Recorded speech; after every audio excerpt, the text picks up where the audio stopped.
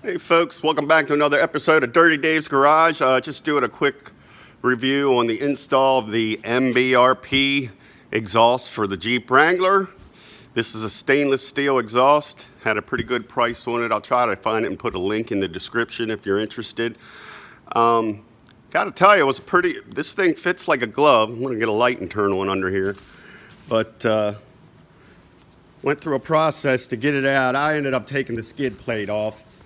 And of course had all the issues associated with that, including a few stripped out nut certs in the frame here, but I took the chance to clean the frame up.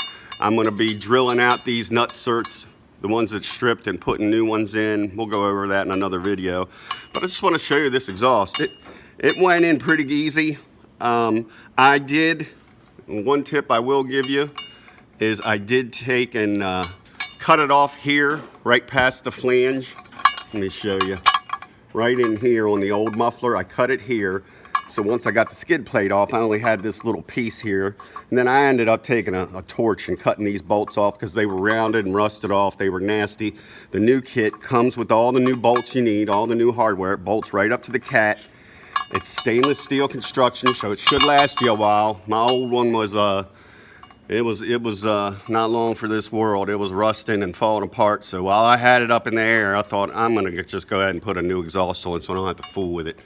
But it comes with three sections. It comes with the muffler, and then the tailpipe section, which I also cut right about, I'm gonna say right about here.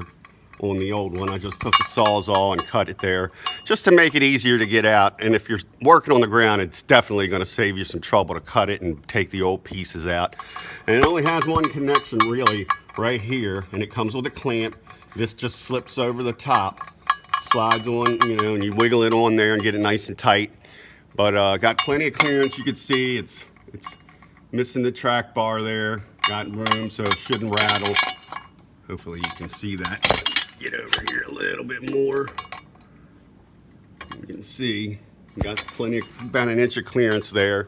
And in the back comes with a stainless steel tip, which is optional. You don't have to put it on, but it is some bling, and it is a nice looking exhaust tip. So I went ahead and put that on. Uses an Allen wrench to put it on.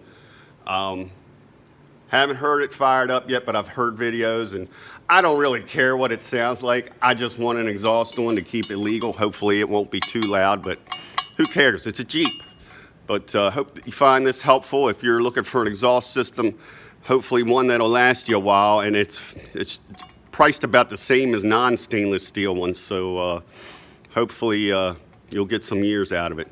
Enjoy, and don't forget to like and subscribe. We'll see you next time on Dirty Dave's Garage.